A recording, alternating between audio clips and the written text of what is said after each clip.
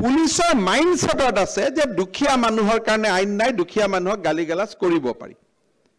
আমাৰ এজন সাধাৰণ নাগৰিকৰ বিৰুদ্ধে পুলিচে কোনো কথাত সৰু গালিগালাজ এটাও ক'ব নোৱাৰিব। শ্ৰম কৰা মানুহ, কষ্ট কৰা মানুহ দেখিলে অফিচাৰৰ পৰা পুলিচলৈকে সকলোৱে শ্ৰম কৰা মানুহক সন্মান জনাব শিকিব লাগে। কাৰণ এই শ্ৰম কৰা মানুহবিলাকৰ কাৰণেই আমাৰ সমাজ চলি আছে। থানাত কোনোবাই এজাহাৰ দিব আহিলে দুখীয়া মানুহ, সি আৰু তাৰ অলৰেডি ঘৰত চুৰি হৈছে, আকৌ চুৰটোক ধৰিবৰ কাৰণে আকৌ পুলিচক টকা দিব লাগিব নেকি? কিন্তু তাৰ ডাবল লছ হৈ গ'ল। চুৰেও নিলে, পুলিচেও নিলে, এইটো তাৰ কি থাকিলেগৈ? সেইটোতো হ'ব নোৱাৰে। দুটা লছ হৈ গ'ল। যোৱাকালি মই এইকেইদিন মুখ্যমন্ত্ৰী হোৱাৰ পৰা লক্ষ্য কৰি আছো যে মোৰে যেতিয়া গাড়ীখন যায়, আগত যদি কিবা এখন ৰিক্সা পৰে, ঠেলা পৰে, বাইক পৰে, পুলিচজনে চিধাই লাঠিটো উলিয়াই লয়। আৰে সিটো কোনো দোষ কৰা নাই, মাত্ৰ মুখ্যমন্ত্ৰীৰ গাড়ীখনৰ আগত এক্সিডেণ্টলি তাতে লাগিলেগৈ। সিওতো নাজানে যে চিফ মিনিষ্টাৰ এই সময়তে ঘৰৰ পৰা ওলাব। গতিকে আমাৰ থানাৰ যিবিলাক SI থাকে, আমাৰ থানাৰ যিবিলাক ট্ৰেফিক থাকে, তেওঁলোকে লাঠি লৈ লৈ মানুহবিলাকক ৰাস্তাৰ পৰা গুচাই দিয়ে। আৰে বাবা, মুখ্যমন্ত্ৰী 2 মিনিট ৰখি যাব, থানাৰ মানুহে ৰিক্সাৱালাজনক কিয় মাৰিব? সিটো কষ্ট কৰিহে উপাৰ্জন কৰি আছে, সিটো তাৰ গাতটো সিটো অপৰাধী নহয়। অৰ্থাৎ নিৰীহ মানুহৰ আগত লাঠিটো ওলাই লোৱাৰ যিটো স্বভাৱ, সেই স্বভাৱটো লাহে লাহে লাহে লাহে আমি কমাই দিব লাগিব।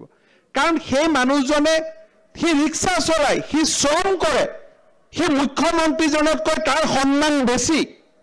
সি ঠেলা চলায়, সি কপালৰ ঘাম মাটিত পেলাই কাম কৰিছে, ঘৰত ল'ৰা ছোৱালীক ঠেলা চলোৱা টকাৰে ল'ৰা ছোৱালীক পঢ়াইছে।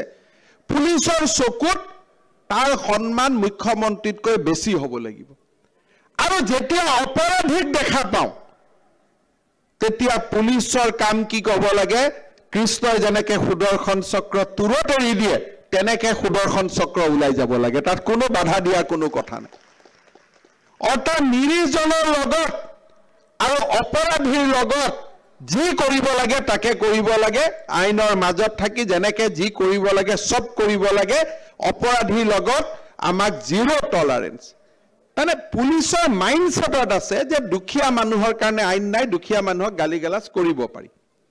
কিন্তু শ্ৰম কৰা মানুহ, কষ্ট কৰা মানুহ দেখিলে অফিচাৰৰ পৰা পুলিচলৈকে সকলোৱে শ্ৰম কৰা মানুহক সন্মান জনাব শিকিব লাগে। কাৰণ এই শ্ৰম কৰা মানুহবিলাকৰ কাৰণেই আমাৰ সমাজ চলি আছে। সেইকাৰণে আমাৰ গোটেই কথাটো হ'ব লাগে যে যেতিয়াই দুখীয়া মানুহজন আমাৰ ওচৰত আহে, হি শুড ফিল দেট মোক মুখ্যমন্ত্ৰীৰ দৰে সন্মানেৰে সৈতে মোৰ কামটো হৈ গৈছে। যিজন হোম মিনিষ্টাৰ, চিফ মিনিষ্টাৰক যিটো সন্মান দিওঁ, একেটা সন্মান তেওঁক দিব লাগে। কাৰণ চিফ মিনিষ্টাৰক তেওঁহে বনাইছে, পুলিচেতো বনোৱা নাই, পাব্লিকজনেহে বনাইছে।